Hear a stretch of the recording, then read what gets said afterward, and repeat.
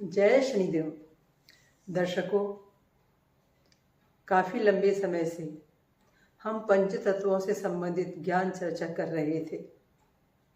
इतना हम समझ चुके हैं कि हमारे पूरे शरीर के अंदर में यदि ये पांचों तत्व सही स्थिति में हैं तो हम आरोग्यवान भी हैं और दीर्घायु भी होंगे।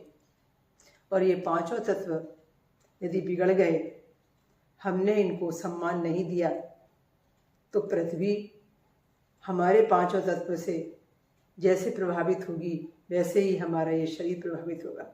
यदि पृथ्वी में पांचों तत्व बिगड़ने लगे तो वह शरीर भी हमारा काम नहीं करेगा। हमारे शरीर के पांचों तत्व पृथ्वी से जुड़े हुए हैं। हम एक दूसरे से अटैच हैं। अब करें क्या और क्या क्या करें अपने कल्याण के लिए, विश्व कल्याण के लिए, अपने आने वाली पीढ़ी के कल्याण के लिए? यह चिंता का विषय है। अब आते हैं हमारी ड्यूटी क्या बनती है और ऐसा क्या करें जो पांचों तत्व हमारे शरीर में संतुलित अवस्था में रहें और इस विश्व ब्रह्मांड में भी बिगड़े नहीं, जिससे कि ये सृष्टि उजड़े नहीं, जिससे कि यह पृथ्वी और पृथ्वी की उर्वरा शक्ति बनी रहे। पहले आते हैं आकाश। आकाश तत्व को यदि हम अपने शरीर के अंदर में बलवान बनाना चाहते हैं तो हमें साधक बनना होगा। हमें अपने मन के ऊपर नियंत्रण करना होगा। हमें ध्यान की आवश्यकता है। हमें आध्यात्म की ओर जाना पड़ेगा। हमें कम बोलना पड़ेगा। हमें मौन रखने की आदत रखनी पड़ेगी। हमें अपने मन के ऊपर काम करना पड़ेगा। जैसे जैसे हम अपने मन को जीतते जाएंगे, साधक बनते चले जाएंगे, वैसे वैसे हमारा आकाश तत्व बलवान होता जाएगा। यदि हम खाने पीने से संबंधित चर्चा करें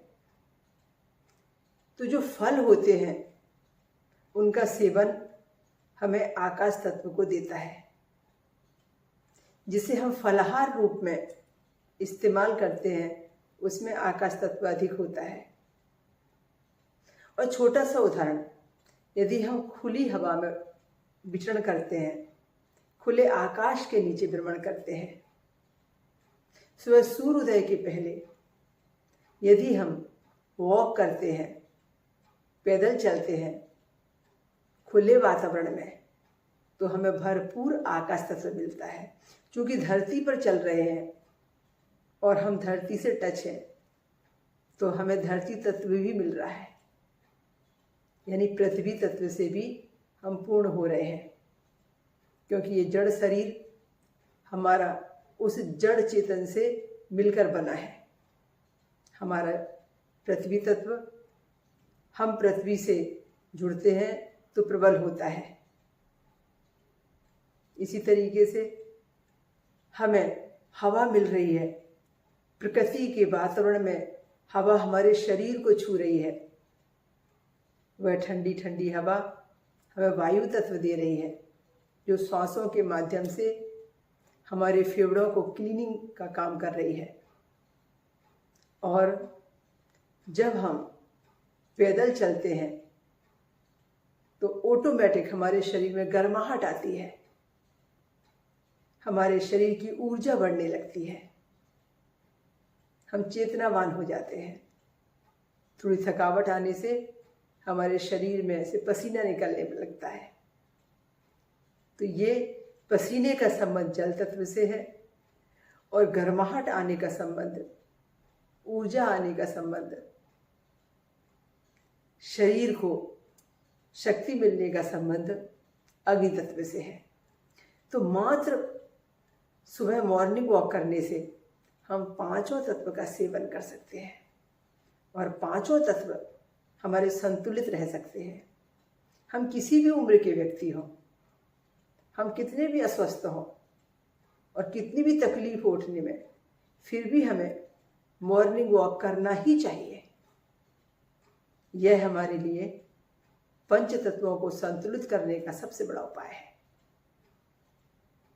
इसी तरीके से यदि हम अपने घर के वातावरण में सामान कम रखते हैं, स्पेस ज़्यादा रखते हैं, आकाश का दूसरा नाम स्पेस है। स्पेस कितना है?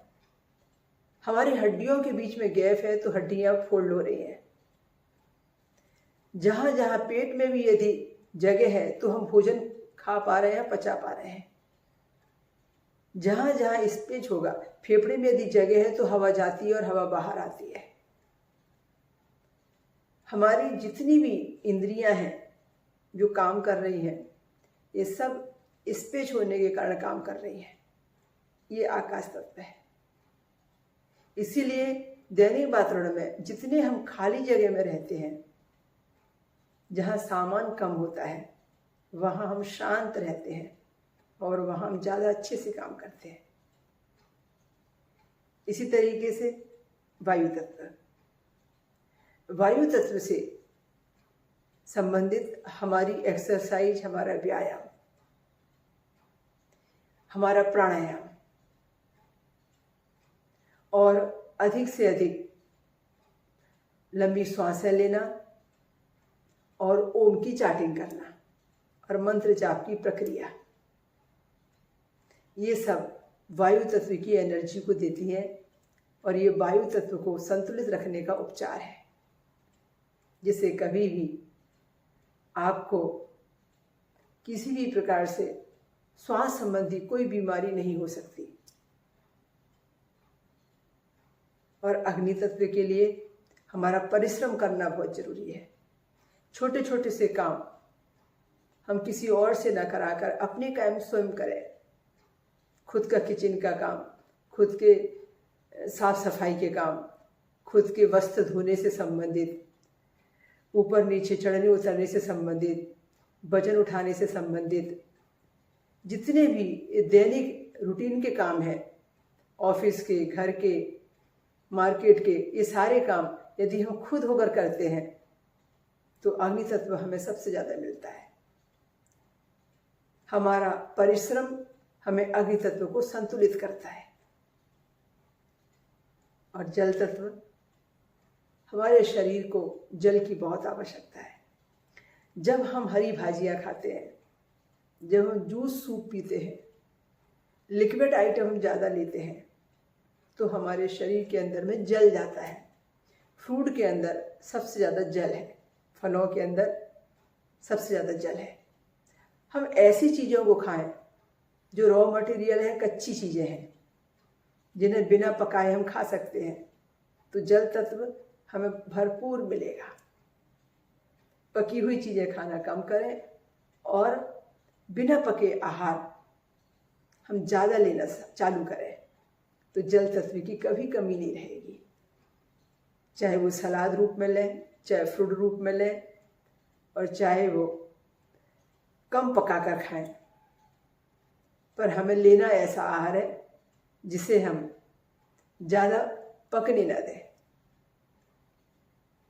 अब पृथ्वी तत्व की बात करें तो पृथ्वी तत्व के अंदर जितने भी अन्न हैं, धान्य हैं, जिन्हें हम उपज कहते हैं, वो सब आते हैं।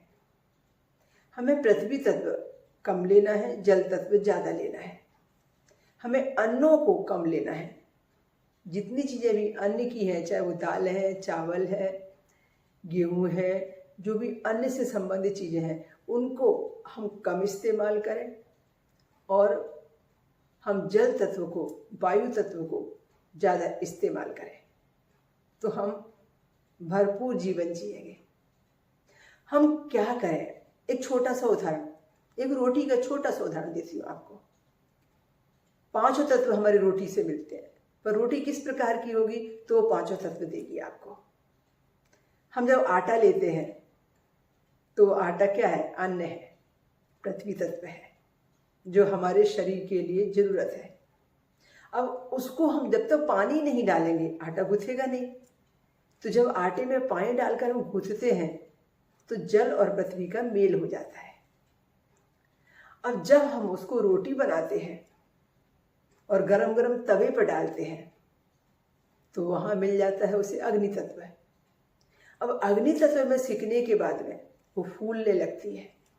तो इस पेज का दूसरा नाम आकाश है। यदि रोटी फूल रही है तो निश्चित रूप से बीच में उसमें जगह है, तभी फूली है वो जब बीच में उसके अंदर में जगह है, तो वो आकाश तत्व हुआ।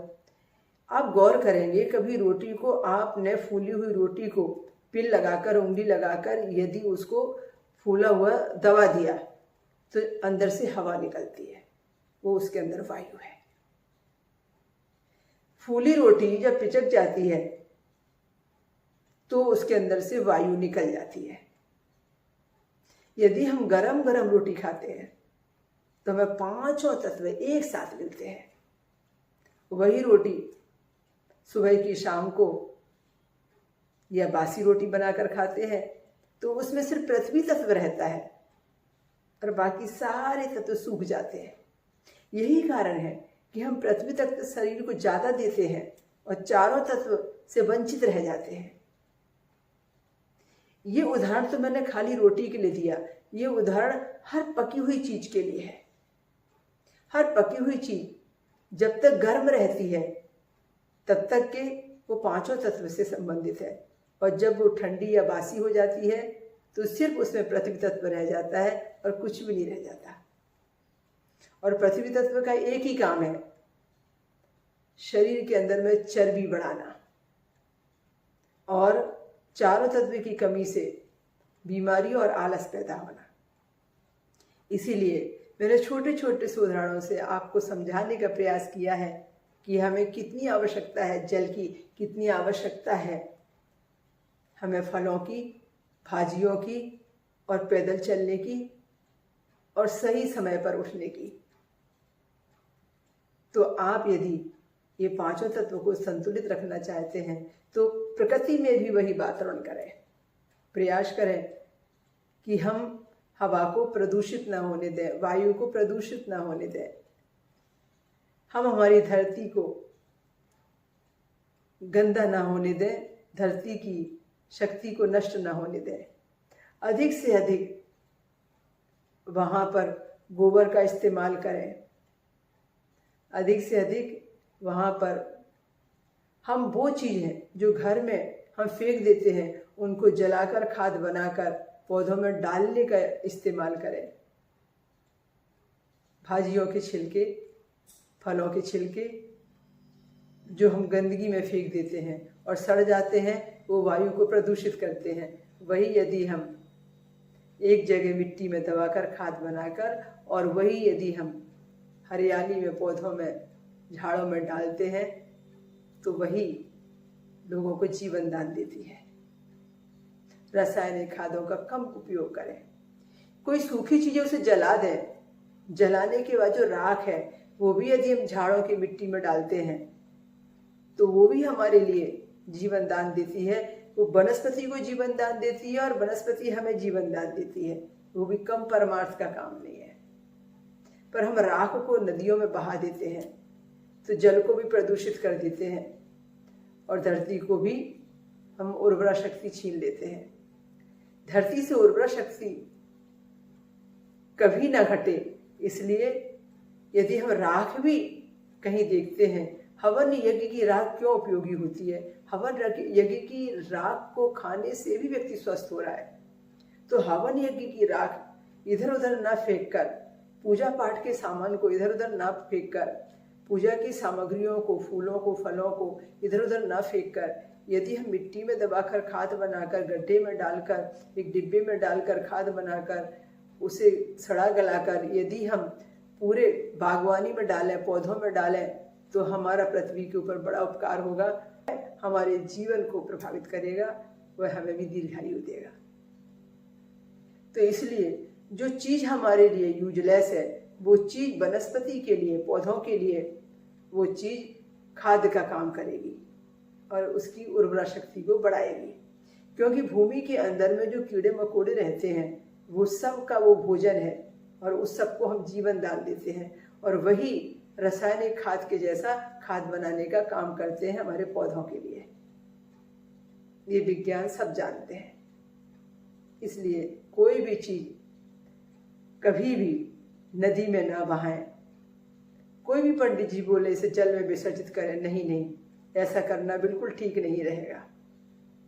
कभी हम अमेरिका जाते हैं, कभी हम दुबई जाते हैं, या और भी कहीं हम इटली के कार्यक्रम में जाते हैं, अनुष्ठान कराते हैं, तब हमने कभी भी जल में किसी को बहाते हुए नहीं देखा, क्योंकि वहाँ अनुमति ही नहीं है जल में कोई चीज बहाने की। हमारे हिंदुस्तान में सहजता से लोग जल में कोई भी चीज छोड़कर आ जाते हैं, और पूजा पाठ के नाम से तो पूजा पाठ की चीजें विसर्जन के लिए लोग जल ही इस्तेमाल करते हैं, जबकि वह हमारे पंच तत्व से संबंधित जल की बड़ी हानि है। जल को अस्वस्थ कर देते हैं, प्रदूषित कर देते हैं। हमें चाहिए ये कि वो सामग्रियां जो जल में बहाई जा रही हैं, किसी भारी भरकम पेड़ के नीचे गड्ढा करके डालें। उससे दो काम एक साथ होंगे। एक तो यह है कि उस पौधे की उर्वरा शक्ति बढ़ जाएगी, और दूसरा यह है आपकी जो चीज विसर्जन है वो चीज प्रदूषित न होकर, प्रदूषण न फैलाकर सही जगह जाकर जीव जंतुओं का आहार बनेगी, और सही जगह जाकर खाद का काम करेगी, और सही जगह जाकर आपके लिए परमार्थ का काम करेगी, जिसे हम कहते हैं। और दूसरा, हम ऐसा बहाते रहते हैं तो हमारा जल प्रदूषित होता है, और वही जल फिर हमें पीने के जल के रूप में प्राप्त होता है, और इतना शुद्धिकरण तो बहुत मुश्किल होता है। हम निकले इन बेड़ियों से, हम निकले इन अंधविश्वासों से, हम ज्ञान की ओर एक कदम बढ़ाएं, हम विवेक से काम लें। क्या इतना समय, इतनी एनर्जी भावुकता में आकर, क्या प्राचीन परंपराओं को ढोते रहने में आकर सबको दांव पर लगाना ठीक है? हम यदि सही माने में आस्तिक हैं और परमात्मा को मानते हैं, सच्चे साधक हैं, सच्चे भक्त हैं, माँ भवानी के सच्चे भक्त हैं, गणपति जी के सच्चे भक्त हैं, श्री कृष्ण जी के सच्चे भक्त हैं, या कर्मकांड में विश्वास रखते हैं, तो हम ऐसा कार्य करें जिससे हमारे पंच तत्वों का कुछ भी नुकसान ना हो, हमारे समय का भी नुकसान ना हो, हमारी एनर्जी का भी नुकसान ना हो, हमारे धन का भी नुकसान ना हो, और सबको जीवन मिले, और आप भी स्वस्थ रहें। उनको ऐसी जगह ले जाकर रखें, ऐसी जगह उनका उपयोग करें, और इतनी मात्रा में करें, और इतने कम खर्चे के लिए करें कि जिसमें सबका हित हो। तब तो बात यह है कि हाँ, आपने अपने ज्ञान का तीसरा नेत्र खोला है। इसलिए जो हम करते आए हैं, जो हम देखते आए हैं, यदि आवश्यक नहीं कि वो सब कुछ सही था, पर हम विवेक का तीसरा नेत्र खोलेंगे तो हमें पता चलेगा कि स्वामी दयानंद सरस्वती की तरह हम भी एक नई सोच को लेके आ सकते हैं, जिन्होंने आर्य समाज को एक नई सोच दी। और स्वामी दयानंद सरस्वती जी ने जितने अंधविश्वासों को धोकर फेंका है, जितनी नई ऊर्जा हमारे समाज को दी है, और जितनी बर्बादी रोकी है, जितना सही माने में आस्तिकता का अर्थ बताया, धर्म का अर्थ बताया है, और धर्म के मार्ग पर चलना सिखाया है, सही माने में हमारे परमात्मा से हमें कैसे लगन लगानी चाहिए, वह जो ज्ञान वेदों का हमें उनसे मिलता है, वैसा ही शायद आपसे और दूसरों से दुनिया को मिले।